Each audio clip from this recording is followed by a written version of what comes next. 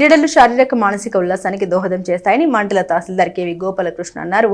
వేసవిలో విద్యార్థులు స్టేడియంలో ఉన్న సౌకర్యాలను సద్వినియోగం చేసుకోవడం అభినందనీయమని తెలిపారు. స్థానిక చెంచుపేట ఎన్టీఆర్ ఇండోర్ స్టేడియంలో సమ్మర్ సందర్భంగా షటిల్ బ్యాడ్మింటన్ పోటీలు నిర్వహించారు. అండర్ 13 బాలికల విభాగంలో చేతన్ అండ్ నిత్య విన్నర్స్ గా, ఇషితాయన్ ప్రఖ్యాతి రన్నర్స్ గా నిలిచారు. బెస్ట్ ప్లేయర్ గా గాయత్రీదేవి బహుమతి అందుకున్నారు. అలాగే అండర్ 13 బాలికల విభాగంలో విన్నర్స్ గా రోజీ సంజన, రన్నర్స్ గా రోష్మిత దుహిత, బెస్ట్ ప్లేయర్స్ గా శరణ్య సుషాన్ నిలిచారు. అండర్ 11 బాలుర విభాగంలో విన్నర్స్ గా దర్శిత్ హితేష్ సాయి, రన్నర్స్ గా భార్గవ్ పూజీ సాయి, బెస్ట్ ప్లేయర్ గా సందీప్, అండర్ 13 విభాగంలో విన్నర్స్ గా Pooji Sai under and Abhishek, runners గా మావెన్ మోను, బెస్ట్ ప్లేయర్స్ గా కె కార్తికేయన్, థామస్ పాల్ ఎంపికయ్యారు. అండర్ 17 విభాగంలో విన్నర్స్ గా కోవెల్ ఎల్ఎన్ రెడ్డి, రన్నర్ గా హుతేష్ హర్ష, బెస్ట్ ప్లేయర్ ఆదిత్య నిలిచారు. విజేతలకు మండల తహసీల్దార్ కేవి గోపాలకృష్ణ బహుమతి అందించారు. క్రీడాకారులను ప్రోత్సహించేందుకు తమ వంతు సహకారం అందిస్తామని తెలిపారు. పోటీలకు రిఫరీలుగా విజ్ఞాన్, అనురూప్, శ్రీ సాయి, లోకేష్, రవిశంకర్ వ్యవహరించారు. ఆర్గనైజర్ సాయి లలిత పోటీలు పర్యవేక్షించారు. షటిల్ బ్యాడ్మింటన్ కోచింగ్ ను కూడా సద్వినియోగం చేసుకోవాలని ఆమె కోరారు. విజేతలకు బహుమతులు అందించేందుకు బి విజయలక్ష్మి, ఈ ఈశ్వరప్రసాద్, సిద్దిల కమలాకర్, మేకల రమేష్, ఎస్ తేజ, శ్రీనివాస్ సహకారం అందించినట్లు కోచ్లు ఎస్ వినయ్ కుమార్, పవన్ వెల్లడించారు.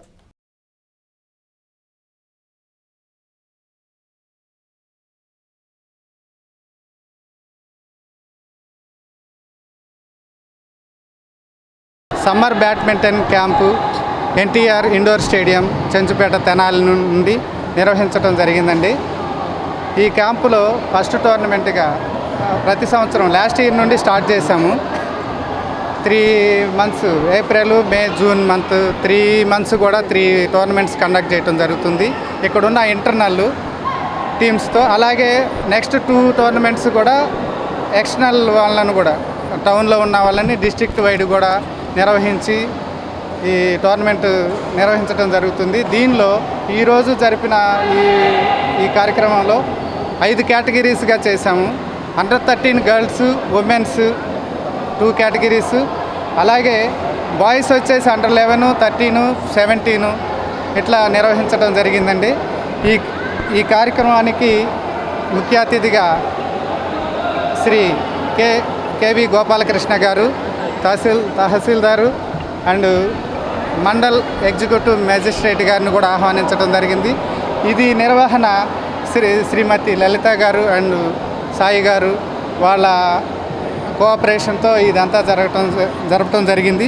దీనికి చిన్న ఈవెంట్స్ కూడా మెమోంటోస్, ఇది చాలా ఖరీదైన ఆట అండి. ఇది క్రికెట్ అనేది మీ అందరికీ తెలుసు.